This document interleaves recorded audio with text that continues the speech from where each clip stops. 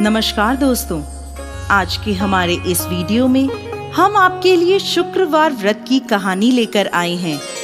किसी गांव में एक बुढ़िया माई अपने बेटे और बहू के साथ रहती थी।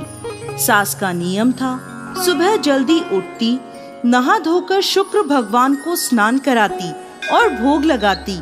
ये उसका रोज का नियम था। एक बार वह तीरथ पर जाने लगी तो बहू से बोली, मैं तीरथ पर जा रही हूँ, तुम सुबह जल्दी उठकर नहा धोकर शुक्र देव को नहलाना, भोग लगाना, सब कुछ नियम से करना। बहू बोली, ठीक है। सास तीरथ पर चली गई, परंतु बहू ना तो सुबह जल्दी उठती, ना शुक्र देव का कोई काम समय पर करती। सभी काम देर से उठकर देर से करती थी। एक दिन जब बहू स्नान कर रही थी, तब शुक्र देव की प्रतिमा बहू को देखकर हंसने लगी।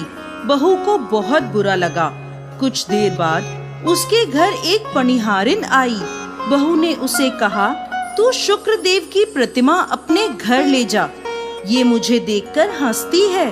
पनिहारिन बोली, ऐसे कैसे मैं प्रतिमा अपने घर ले जाऊं? मेरे घर में भी बहू बेटियां हैं। अगर तुम कहो तो मैं बाहर गड्ढा खोदकर इस प्रतिमा को दबा देती हूँ। बहू बोली, ठीक है, दबा दो।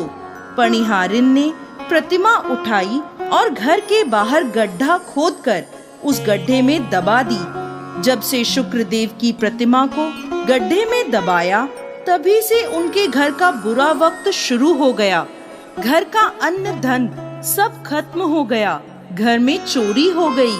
बेटा बोला, सब कुछ ठीक था, जब से मेरी माँ गई है तब से मेरे घर की दशा ही बदल गई है। बहू बोली, कुछ धन तो चोर ले गए और कुछ धन तुम्हारी माँ अपने साथ ले गई। घर में कुछ नहीं बचा। कुछ समय बाद जब माँ घर वापस आई तो घर के हालात देखकर हैरान रह गई। बेटा बोला, माँ तुम्हारे जाते ही घर के हालात एकदम बदल गए। घर में चोरी हो गई। हम अन्न के दाने दाने को तरस गए हैं। माँ बोली, बेटा कोई बात नहीं, शुक्रदेव सब ठीक करेंगे।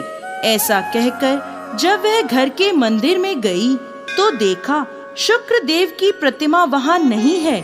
बहू से पूछा तो बहू बोली, मुझे देखकर हंस रहे थे, मैंने पनिहारिन को दे दिए। पनिहारिन से पूछा तो वह बोली, मैंने तुम्हारी बहू के कहने पर तुम्हारे घर के बाहर गड्ढा करके उसमें प्रतिमा को दबा दिया।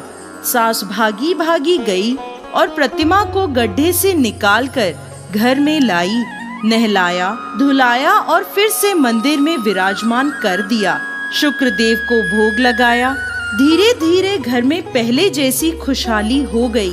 बहू बहुत पछताई, सास से और शुक्रदेव से अपने किए की माफी मांगी और बोली, अब मैं नियम से शुक्रदेव की सेवा पूजा करूंगी। हे शुक्रदेव, जैसे बेटे बहू के साथ किया वैसे किसी के साथ मत करना, और जैसा सास के साथ किया वैसा इस कहानी को कहते, सुनते और हुंकार भरते सबके साथ करना। सबके अन्न धन के भंडार भरना।